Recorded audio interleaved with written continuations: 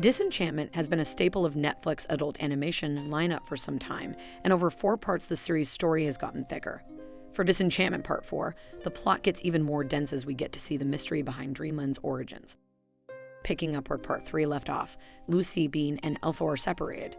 Bean is being forced to marry the devil by her evil mom, Lucy is well dead, and of course, Elfo is held captive by ogres. Once reunited through events that shine a light on their pasts and futures, they tackle managing Dreamland's fate.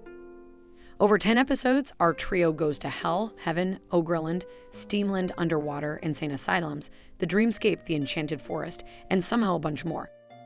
To be frank, there is a lot going on in Disenchantment Part 4.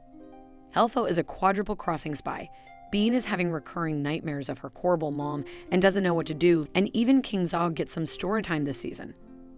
All of that said, Disenchantment Part 4 suffers from the same thing Part 3 did, buckling under the weight of a sprawling narrative confined to a few episodes. When you pack each episode full of plot and reveals, there is no breathing room for the signature humor to shine. Bouncing from joke to dense plot point to throwback reference to a past season back to a joke, all of it gets jumbled. Just because you have a great ensemble of characters and fantasy elements doesn't mean that all of them have to have a plot running concurrently. But this isn't to say that the story elements aren't interesting. In fact, Elfo gets some pretty hilarious and great development in history. Not to mention what he uncovers about elves and trogs.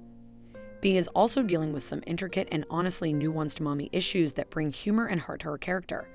All of these elements are great when explored, but with all of it happening at once, it's frustrating for none of it to get its own spotlight.